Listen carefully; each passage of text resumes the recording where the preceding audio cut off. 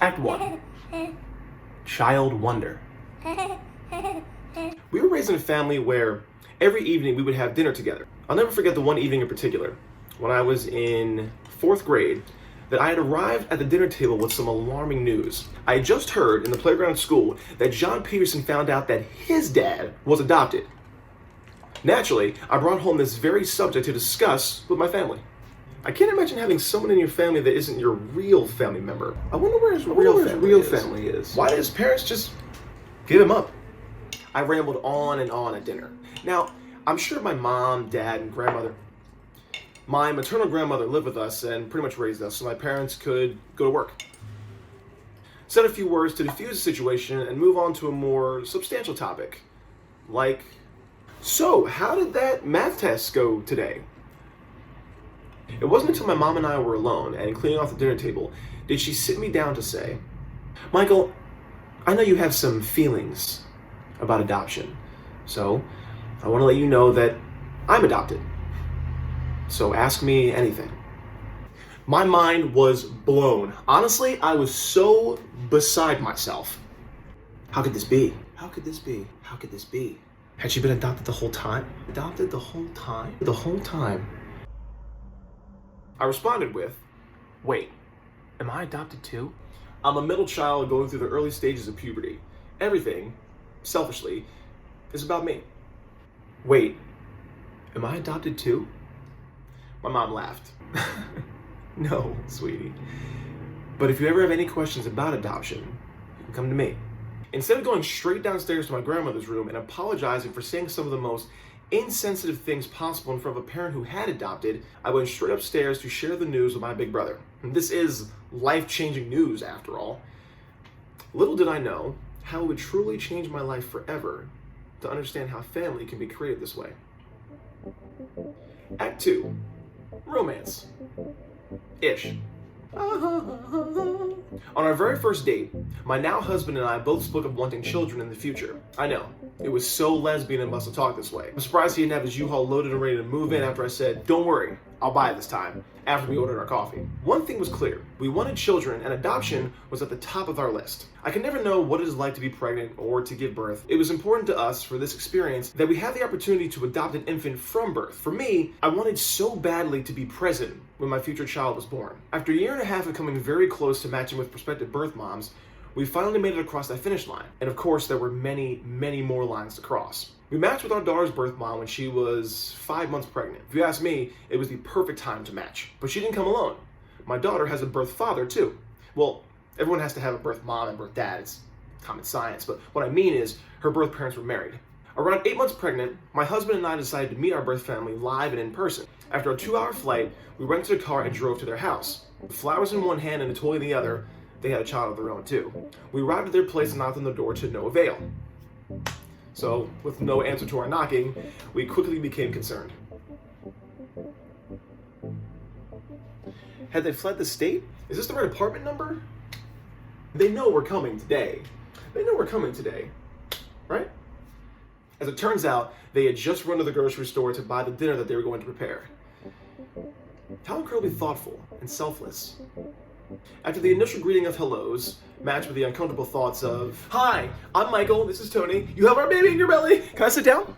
It started to feel as if old friends were catching up with one another. It felt like we had known these two people our whole lives. We laughed, shared stories about growing up, and even talked spiritual shit, which I'm all for. Our 2-day visit felt like a week as we grew closer and closer to our birth family. This trip was a 1-part introduction and friendly, and 2nd part business. We met nurses and doctors that had been caring for our birth mother, decided on a birth plan, and discussed it with the hospital where she would be delivering. Her C-section was scheduled, and we left for home knowing we'd be back in a month for the big day. As two men who have never experienced birth before, who had never parented before, having a birth date set was a relief. We thought, this is awesome.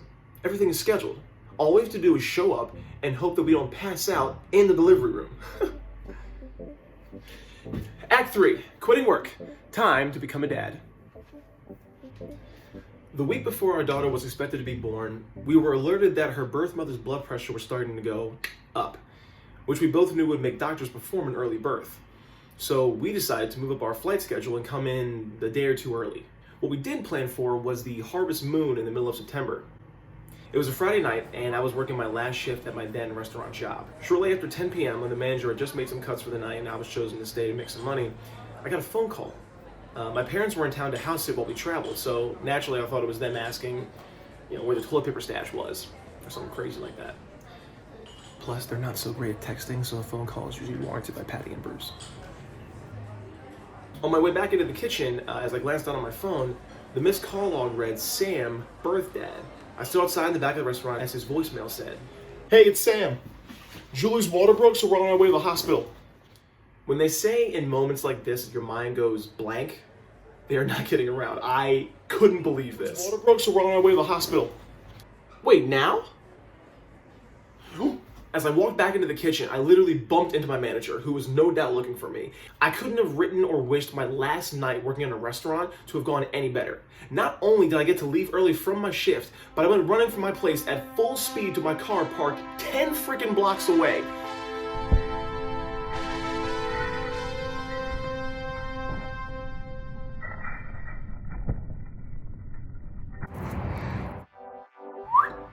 Act 4. As I paced around the house, packing at full speed, I quickly realized that we were not going to make it for her birth. The next flight leaving LA was at 5 a.m. the next morning, and it was likely that she would arrive way before then. Honestly, in that moment, I looked across the room at my mom. I realized it didn't matter. You see, my grandma wasn't present when my mom was born, and it didn't make their bond any less strong. I have proof of that. It lives in me. We arrived around 11 a.m. at the hospital after our flight landed. I remember tripping over my words as I paged the baby ward nurse to buzz us in. "Hi, we're the dads to Julie's baby in room number 1. Is that awkward? Would she need a definition? Nope, just buzzed us in. My palms were sweaty, knees weak, arms were heavy, vomit on my sweater. Can we run that back again? Just go in reverse. Just go back. My palms were sweaty as I grabbed the hospital room door. The moment I had been waiting for my whole life was just through that door. What do I do? What do I say? Is it weird if I just grab the baby and say hi to Julie later? I guess sometimes we don't give ourselves enough credit that instinct will take over, and that we do know what to do in rather strange circumstances. But as we walked in and pulled the curtain to the side, we saw the littlest baby sleeping so tight.